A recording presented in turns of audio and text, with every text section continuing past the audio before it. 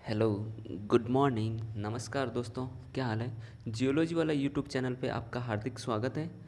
तो चलो शुरुआत करते हैं आज के मोस्ट इम्पॉर्टेंट करंट अफेयर्स के साथ।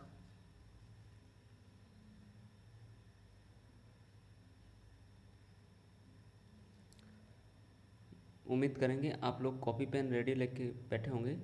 तो नोट साथ साथ जितना भी एनालिसिस का पार्ट है उसको ज़रूर बनाते रहें। फिर क्या, एक थॉट ऑफ डे के साथ शुरुआत करते हैं हम लोग। तो कोई भी लक्ष्य मनुष्य के सांस से बड़ा नहीं होता है, चाहे कैसा भी हो। कोई भी लक्ष्य है वो मनुष्य के सांस से बड़ा नहीं होता। हारा वही जो लड़ा नहीं, जो वही हारता है जो क्या लड़ नहीं पाया।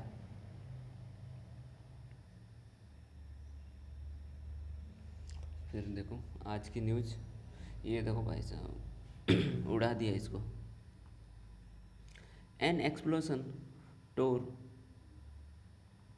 To through Sol bridge. किसके थ्रू? Sol bridge in linking Russian occupied area. मतलब explosion damage the bridge linking Crimea with Russia. मतलब क्रीमिया के साथ जो रसिया ब्रिज कनेक्ट था उसको क्या किया गया, उड़ा दिया गया, वो भी यूक्रेन की तरफ से।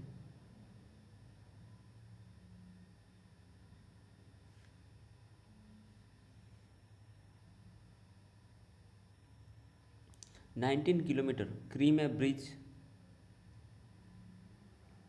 over the Kerch Strait is directly linked between transport network of Russia and Crimea Peninsula which Moscow annexed Ukraine in 2014।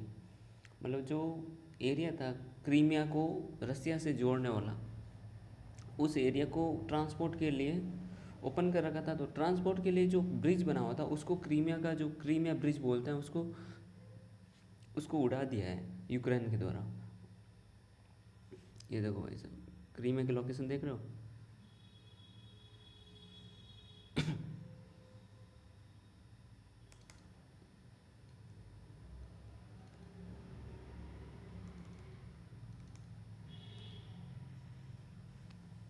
ये वाली क्रीमिया की लोकेशन है।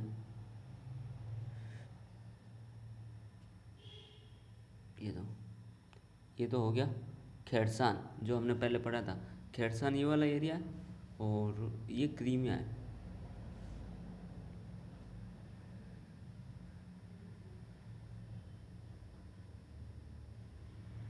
ये वाला क्रीमिया, ये खेरसान, और इन दोनों की ये रसिया है। तो ये देखो जहाँ पॉइंटर आ रहा है ना, पॉइंटर के पास जो ये जो कर्च स्ट्रेट दिख रहा है लिखा, ये रसिया का पार्ट है।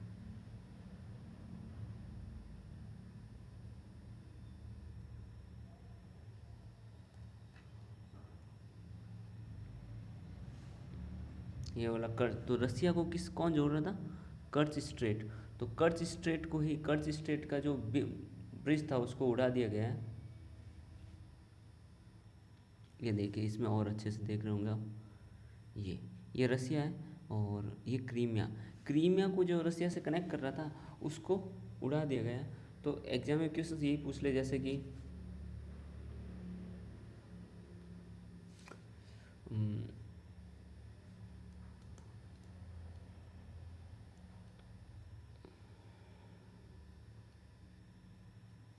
आपके कर्च स्ट्रेट है। कर्च स्ट्रेट किससे जोड़ता है? Kerch bridge blast by Ukraine. तो यूक्रेन ने जो कर्च स्ट्रेट का जो ब्रिज था वो उड़ा है, किससे कनेक्ट होता था? Directly connected and occupied Crimea and Russia. किसके द्वारा जोड़ता है? क्रीमिया एंड रसिया को जोड़ता है। अब बात करते हैं कर्च स्ट्रेट। तो ये जो कर्च स्ट्रेट आप देख रहे हो, ये जो कर्च स्ट्रेट देख रहे हो, ये किसको जोड़ती है? कर्च स्ट्रेट जोड़ती है क्रीमिया को रसिया से। ये वाला एरिया देखो, ये वाला क्रीमिया हो गया, और इधर वाइट वाला जो है ये कौन सा है? रसिया है ऊपर। और उसके बीच में क्रीमिया का ये ब्रिज है, कर्च स्ट्रेट को जोड़ता है। और ऊपर वाली जो लोकेशन देख रहे हो ये कौन सी है? सी ऑफ एजोव की,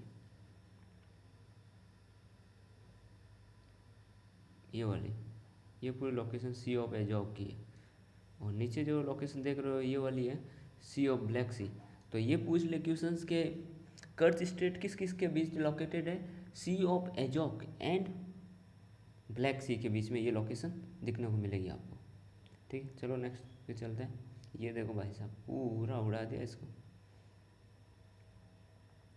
अब बात करते हैं वर्ल्ड कॉटन डे की। कौन सा है? World cotton day. World cotton day ये कब मनाया जाता है? ये 7 अक्टूबर को, 7 अक्टूबर को सेलिब्रेट किया जाता है। एंड कॉटन के प्रोडक्शन के लिए जो जाना जाता है वो कौन सा स्टेट है, ये देख लीजिए आप। 7 अक्टूबर इसका आंसर है। World cotton day is celebrate which day? 7 अक्टूबर। अब कॉटन के प्रोडक्शन के लिए देखा जाए तो कौन सी चीज़ें ज़्यादा आती है? एक तो कॉटन सबसे ज़्यादा आपको मिलेगा महाराष्ट्र एंड गुजरात में, सबसे ज़्यादा हाई देखने को मिलेगा महाराष्ट्र एंड गुजरात के अंदर। फिर बात करते हैं कॉटन सिटी के नाम से कौन सा एरिया जाना जाता है, वो है सूरत। सूरत है वो कॉटन सिटी के नाम से जाना जाता है। एंड कॉटन के लिए सबसे बेस्ट सॉइल कौन सी है? ब्लैक सॉइल सबसे बेस्ट है। कौन सी? Black soil. और वर्ल्ड कॉटन डे है तो इसको सेलिब्रेट कौन सी मिनिस्ट्री के द्वारा किया जाता है? ये सेलिब्रेट करता है ministry of textile. Ministry of textile के द्वारा ये सेलिब्रेट किया जाता है इंडिया के अंदर। जबकि इसको वर्ल्ड लेवल पे कौन सेलिब्रेट कर रहा है? वर्ल्ड लेवल पे सेलिब्रेट करता है अपने, देखो इंडिया के अंदर तो मिनिस्ट्री ऑफ टेक्सटाइल, जबकि वर्ल्ड लेवल पे सेलिब्रेट करता है इसको WTO, world trade organisation.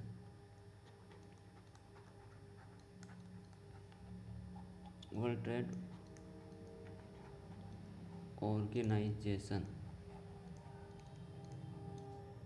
World trade organisation हो गया। अब पूछा जाए वर्ल्ड ट्रेड ऑर्गेनाइजेशन बनाया कब था? ये बनाया गया 1995 के अंदर, इसका फाउंडेशन ये ध्यान रखना। और बात करते हैं फर्स्ट टाइम पे ये कॉटन डे शुरुआत कब हुई मनाने की?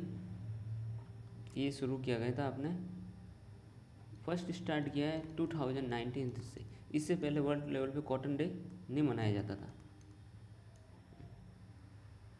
ये भी ग्लोबल लेवल पे। अब बात करते हैं सबसे इम्पोर्टेंट चीज़ की कि एक एरिया है, जैसे कि मान लिया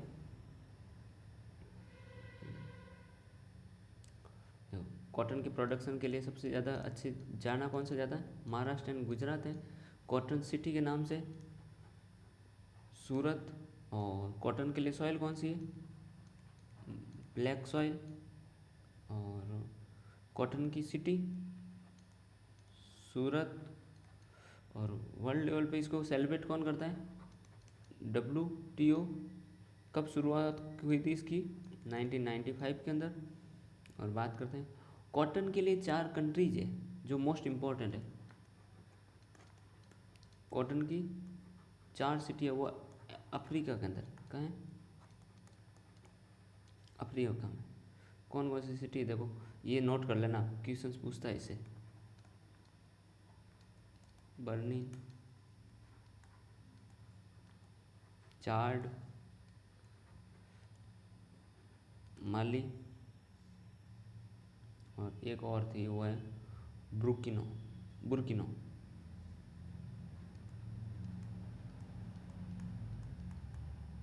ये 4 कंट्रीज है कॉटन की प्रोडक्शन के लिए देखने को मिलती है आपकी।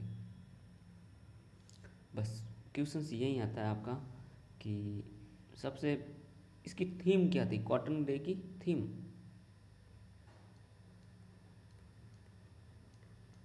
इसका थीम का नाम है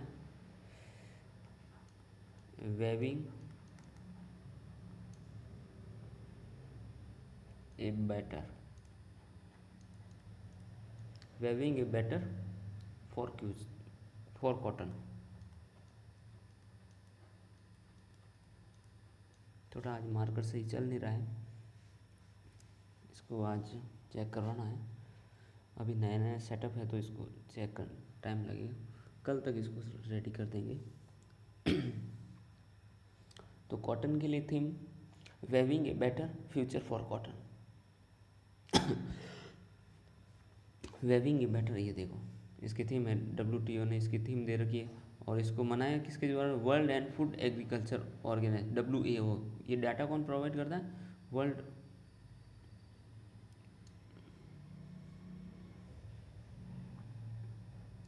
कॉटन का ग्रोइंग देखा जाए सबसे ज़्यादा कहाँ हो रहा है? ये दो।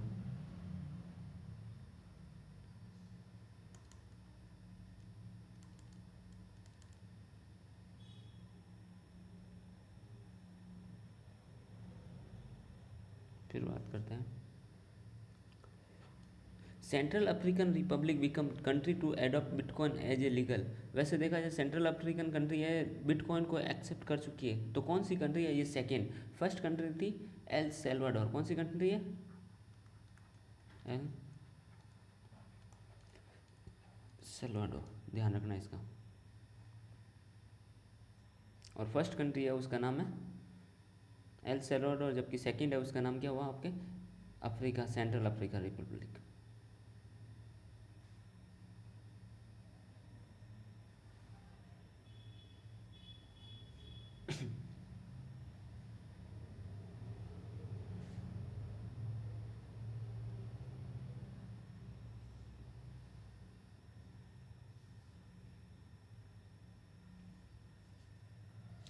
फिर क्वेश्चन है, which of following super computer has the top as the 59 top 500 list of world most powerful super computer. World की सबसे पावरफुल सुपर कंप्यूटर के अंदर नाम आ चुका है, जिसका नाम है फ्रंटियर। बस ये ध्यान रखना, आपके क्वेश्चन पूछा जाएगा। Frontier computer. फुगाकू है, वो है जापान का computer.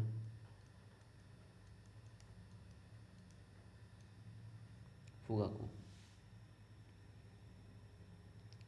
Who has been appointed as the new Director General of BCAS, Bureau of Security, bureau of civil aviation security के हेड कौन बनाए गए अभी नए? जुल्फिकर हसन। ये अभी हाल फिलहाल अपॉइंटमेंट हुआ है, तो इसका ध्यान रखें। फिर आपके सशस्त्र सीमा बल SSB, इनके नए हेड बनाए गए हैं। उनका नाम को क्या है? डायरेक्टर जनरल सुजोय लाल थॉयसन जी। इनका भी ध्यान रखें, ये क्वेश्चंस पूछे जाएंगे, इसीलिए बोल रहा हूँ। ऑल इंडिया रेडियो जैसे external affair minister S Jaishankar ji ने पार्टिसिपेट किया है Kiwi Indian hall of fame award 2022। और उसके वहाँ पे एक बुक भी लॉन्च की जिसका नाम क्या है? Modi 2.0 dream meet delivery in Auckland. कहाँ पे हुई थी? ऑकलैंड में। तो वहाँ की प्राइम मिनिस्टर कौन है ऑकलैंड की? जेसिंडा आर्डन थी। तो एग्जाम में क्वेश्चन ऐसे फ्रेम करेगा, Kiwi Indian hall of fame award 2022 has been conducted at which palace. कौन सी जगह पे ये कंडक्ट किया गया? ये था आपके ऑकलैंड के अंदर। Kiwi Indian hall of fame Indian 2022 has been conducted at which, तो ऑकलैंड के अंदर इसको सेलिब्रेट किया गया। फिर एक फॉरेस्ट यूनिवर्सिटी बना रही है, अभी नए नए चर्चा में थी इंडिया के अंदर। कहाँ पे बनाई जा रही है?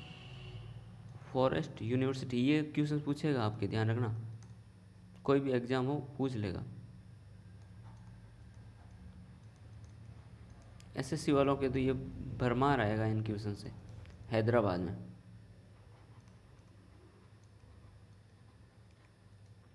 हैदराबाद।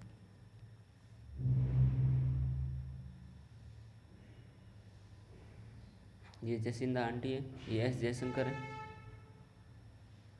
इनको अवार्ड दिया गया। बात करते हैं जैसे न्यूजीलैंड देख रहे हो, न्यूजीलैंड के बीच में कौन सी है? न्यूजीलैंड और स्विट्जरलैंड, इन दोनों के बीच में एक कुक स्ट्रेट है। ये दोनों को बीच में जोड़ने के लिए एक कुक स्ट्रेट बनी हुई है।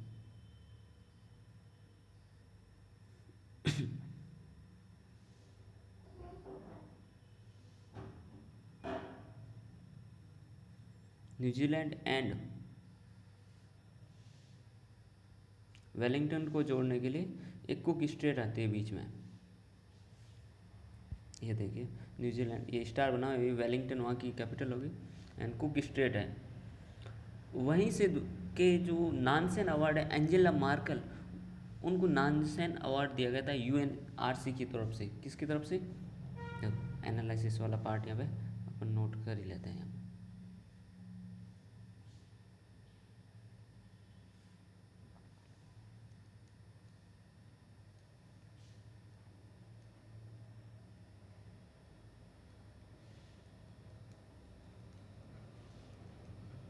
कैपिटल होगी वेलिंगटन। बात करते हैं यहाँ पे, नानसेन अवार्ड दिया गया था।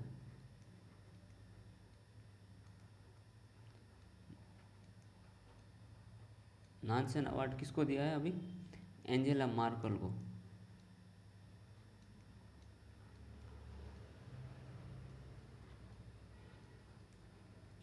एंजेला मार्कल को दिया गया।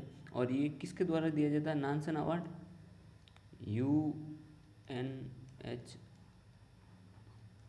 के द्वारा ये अवार्ड दिया जाता है।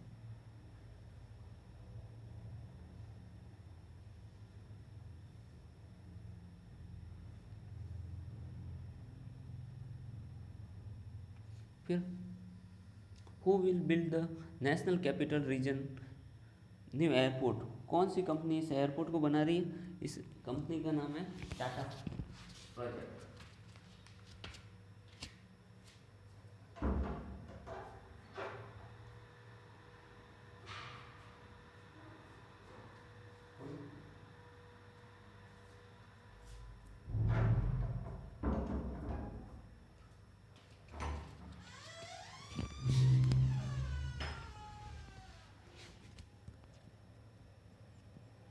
टाटा प्रोजेक्ट के द्वारा इसको बनाया जा रहा है। अब बात करते हैं आगे। यह है जवाहर एयरपोर्ट। कौन सा एयरपोर्ट है? जवाहर एयरपोर्ट को कौन सी कंपनी के द्वारा बनाया जा रहा है? टाटा एयरपोर्ट के द्वारा। And which state has won the best project award in union summit Meghalaya? In which state president Kovind inaugurate Sant Kabir academy research? कहाँ पे संत कबीर अकेडमी रिसर्च खोला जाएगा? यह है यूपी, उत्तर प्रदेश के अंदर इसको स्टार्ट किया जाएगा। ये आ गया धाकड़ क्वेश्चन। आपके क्वेश्चन यही है, सेंट्रल बैंक ने लॉन्च किए हैं आपके डिजिटल रुपी। कौन सी रुपी है? डिजिटल रुपी।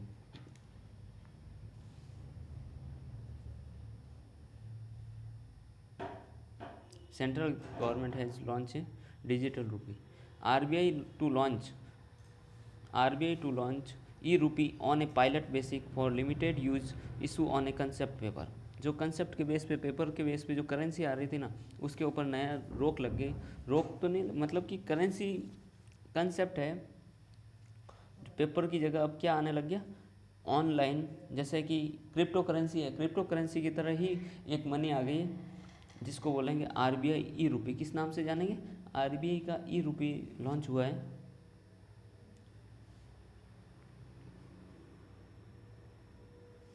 तो question, central bank India, central bank digital currency has been launch. Central bank digital currency has been launch किसके द्वारा लॉन्च की गई है? ये अपने आरबीआई के द्वारा लॉन्च की थी। या डिजिटल रुपी, ये क्या होगा? कार्ड के सिस्टम होगा, पायलट प्रोजेक्ट के रूप में लॉन्च किया गया है, कार्ड सिस्टम होगा। जैसे RBI to start pilot programme for a digital rupee. Digital rupee के लिए एक तरह का पायलट प्रोग्राम ही लॉन्च किया है। ये pilot programme for a digital rupees and Reserve Bank of India set shortly launch digital rupee for particular use. अब इसमें होगा टोकन सिस्टम, मतलब ये दिसंबर तक हो जाएगा। दिसंबर मतलब इसके अंदर ये हो रहा है कि जो चीज़ें आप कार्ड वगैरह जो पहले यूज करते थे, जैसे वाईफाई के, तो ये क्या होता था, पहले आपकी कोई भी साइट, जैसे आपको नेशनल हेलूम गए या कहीं पे भी गए, तो वहाँ अपनी कार्ड डिटेल होती थी ना, मर्चेंट के पास सेव हो जाती थी। जैसे आपने कार्ड यूज़ किया तो उनके पास सेव हो जाती, तो आपका पेमेंट रिसीव हुआ, कार्ड नंबर, सीवीवी डाटा सारा उस मर्चेंट के पास में सेव हो जाते थे। बट अब क्या हो गया, आने वाले टाइम में टोकनाइजेशन सिस्टम में ये हो जाएगा, आपको कार्ड की डिटेल मर्चेंट के पास में सेव नहीं होगी, जिससे क्या होगा, जो मेड ऑफ पेमेंट है ना, वो टोकन के द्वारा हो। किसके द्वारा? टोकन के द्वारा। मतलब आपका पेमेंट हो रहा है तो आपको एक टोकन नंबर दे दिया जाएगा, उस टोकन नंबर के बेस पे आपका पेमेंट डिडक्ट होगा, ना कि आपकी कार्ड डिटेल से। हाँ, उस टोकन नंबर के बेस पे कार्ड डिटेल आएगी, बट आपके कार्ड डिटेल उस मर्चेंट के पास सेव नहीं होगा, क्योंकि सेव हो जाने से फिर वो ठगी वाले मामले बहुत ज़्यादा हो रहे थे, इसलिए। ये आरबीआई के 25th गवर्नर है, क्या नाम है इनका? एस शक्तिकांत दास जी। और वैसे देखा जाए आरबीआई का नेशनलाइज कब हुआ था? 1949। मतलब आरबीआई भारत का बैंक कब बना था, पूरा राष्ट्रीयकरण 1949। और एमपीसी, आरबीआई कौन सी पॉलिसी देखती है? MPC, monetary policy. और इसके हेड कौन करते हैं? आरबीआई के गवर्नर ही करते हैं। और 25 नंबर के आरबीआई के गवर्नर एस शक्तिकांत दास जी है। और एमपीसी शुरू कब हुआ मॉनेटरी पॉलिसी? तो ये होता है 2016 में। फिर बात करते हैं who has been become the India richest women in Asia.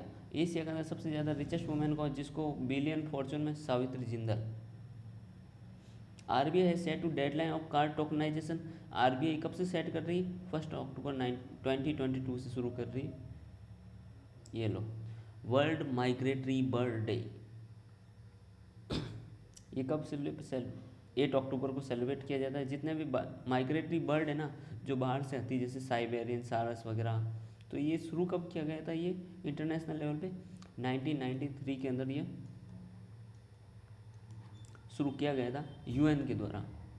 और ये साल के अंदर 2 बार मनाया जाता है। एक तो 2 अक्टूबर ऑफ सैटरडे, और दूसरा मनाया जाता है मई के 2 अक्टूबर में। तो 2 बार मनाया जाता है। एंड इसकी थीम थी impact of A light pollution.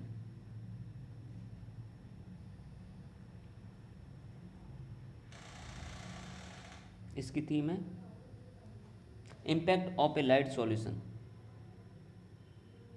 World migratory day, ये इसकी थीम लिख दो,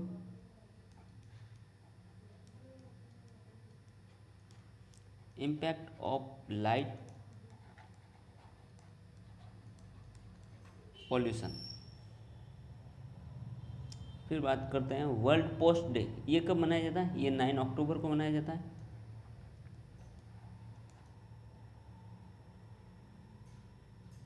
ये देखिए भाई साहब कोई अवार्ड लेके आ रहे हैं बर्ड फेस्टिवल का ही।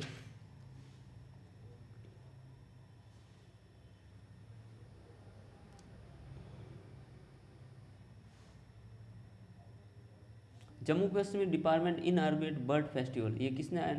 जम्मू कश्मीर ने, यही पूछेगा एग्जाम क्वेश्चन, ये कौन सी जगह पे हुआ?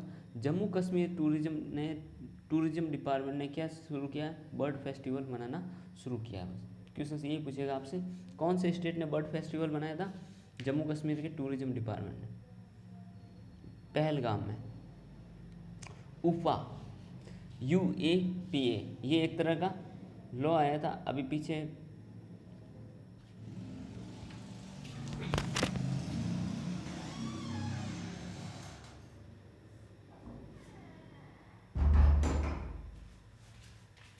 Unlawful activity of prevention act. ये लॉ जो आया था इसका पूरा नाम है अनलॉफुल प्रिवेंटेशन एक्टिविटी। ये जो आपने नाम सुना था ना, आपने अभी जो बैन कर दिया था,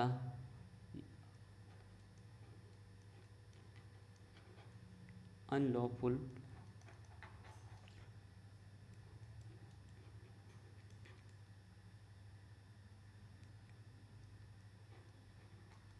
अनलॉफुल प्रिवेंटेशन एक्टिविटी, ये जो आया था ना पीएफआई को बैन कर दिया था वो फंडिंग के वजह से। तो वो सारी चीज़ों का बताया है इसमें। Who has been appointed as the presiding officer of PFA, इसके लिए कौन प्रेजिडेंटिंग ऑफिसर कौन बना है? इसका नाम है दिनेश कुमार शर्मा। ये दिल्ली हाई कोर्ट के जज है।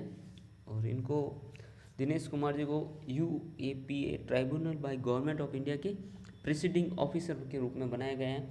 और ये वही है जिन्होंने क्या किया था? पीएफआई को बैन करवाया था।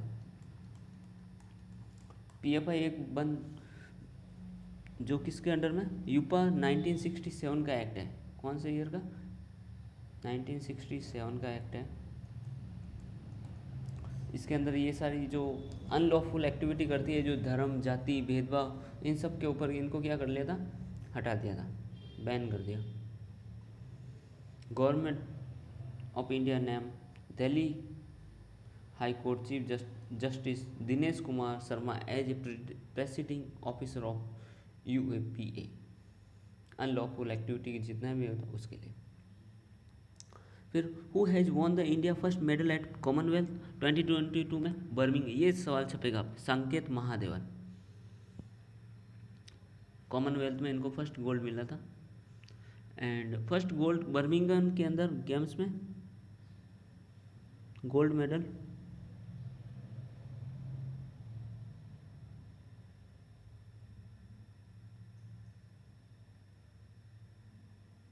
मीराबाई चानू।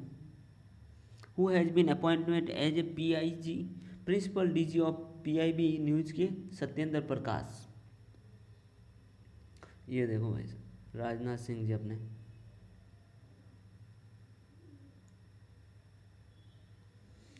राजनाथ सिंह जी ने क्या लॉन्च किया, आज वो देखते हैं। India rank at which rank among,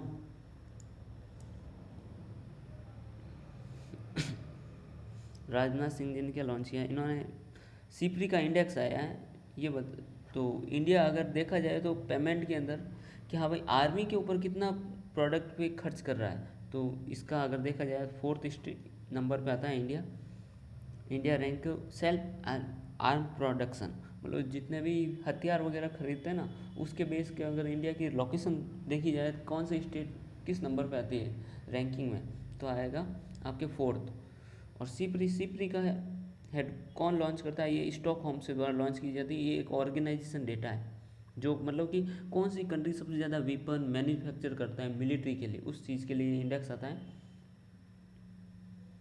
आत्मनिर्भर in self defence production where stand among Indo Pacific nation, मतलब इससे पता चलता है इंडिया क्या आत्मनिर्भर है डिफेंस के मामले में।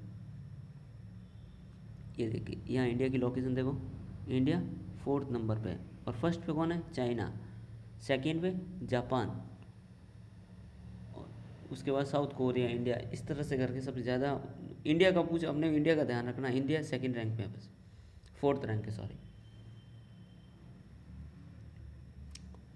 विम्बैक्स का पूरा नाम Indian Vietnam joint military exercise है 2022 की। ये कहाँ बनाई हुई थी, 3rd एक्सरसाइज हरियाणा के अंदर, ध्यान रखना क्वेश्चन पूछेगा ये। Prime minister Narendra Modi attend Arun Jaitley memorial lecture, कौन सी सिटी में, नई दिल्ली। फिर ये देखो एयरफोर्स डे सेलिब्रेट हुआ था अभी, 90 ईयर हो गए एक्सीलेंस, तो transforming for the future 90 year complete होने पे एयरफोर्स को। तो अभी क्या हुआ कि इंडियन एयरफोर्स ने चीफ मार्शल है विवेक चौधरी जी, विवेक राम चौधरी जी ने एक वेपन सिस्टम ब्रांच लॉन्च की, नई ब्रांच लॉन्च की है। और कहाँ पे की वो, उसको चंडीगढ़ से लॉन्च की, weapon system branch WSB weapon system branch launch की है ये चंडीगढ़ के अंदर। Indian air force weapon system branch, मतलब इंडियन एयरफोर्स क्या अनाउंस किया, जितने भी ये flying department, technical, ground duty, 3 तो डिपार्टमेंट थे ही, बट एक नया डिपार्टमेंट और बन गया जिसका नाम क्या होगा, WSB weapon system branch, 4th department हो गया। और ये 90 एनिवर्सरी हुई थी ना, उस पर लॉन्च किया था। नई ब्रांच बनाई जाएगी और इसमें 4 प्रमुख शाखाएँ रहेगी। एक तो सरफेस टू सरफेस, सतह से हवा में मारने वाली, रिमोटली पायलट एयरक्राफ्ट, जितने भी एयरक्राफ्ट है, वेपन्स है, ये सारे कहाँ से बनाए जाएंगे, इसी अभी WSB वेपन सिस्टम ब्रांच से ही बनाया जाएगा। इससे पहले कौन बना था, ये flying department, technical, ground duty, technical department बनाता था। ये देखो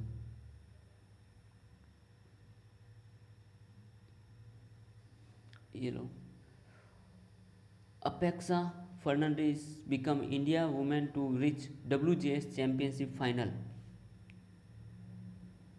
अपेक्षा Fernandes WGS final junior world final के अंदर पहुंच चुकी है। अपेक्षा फर्नांडिस फर्स्ट इंडियन वुमेन बनी है, ये ध्यान रखें।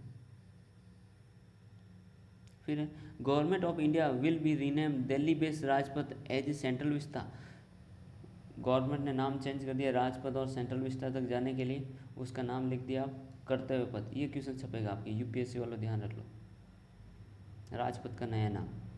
फिर who win IBSF world billion championship, world billiard championship हो रही थी लुमपुर के अंदर, कुआलालंपुर, मलेशिया की राजधानी कुआलालंपुर के अंदर हो रहा था। अब इसको किसने जीता था 25 को, 2022 की इसमें गोल्ड जीता है पंकज आडवाणी ने। किसने? पंकज आडवाणी जी ने इसको जीता है गोल्ड को। फिर हरमन सिंह प्रीत ने FIH player of the year football Indian federation of Indian hockey player के अंदर, फेडरेशन ऑफ इंडियन हॉकी के अंदर इनको क्या प्लेयर ऑफ ईयर का अवार्ड दिया गया है हरमन सिंह जी को, ये ध्यान रखें। और इन्होंने लास्ट चैंपियन ट्रॉफी के अंदर बहुत ही अच्छा प्रदर्शन किया था ढाका के अंदर, इसीलिए उनको इस FIH प्लेयर ऑफ ईयर के नाम से डेडिकेटेड किया है। जम्मू कश्मीर टूरिज्म डिपार्टमेंट इनऑर्गेट हुआ बर्ड फेस्टिवल के लिए, कहाँ? पहलगाम, ये ध्यान रखें। तो ये था आज आपका सेशन, और जियोलॉजी वाला यूट्यूब चैनल पे आपका बने रहिए, लाइक एंड शेयर करें, सब्सक्राइब करें चैनल को, और जितना भी न्यूज़ वाला एनालिसिस वाला पार्ट है ना उसको ज़रूर नोट कीजिए।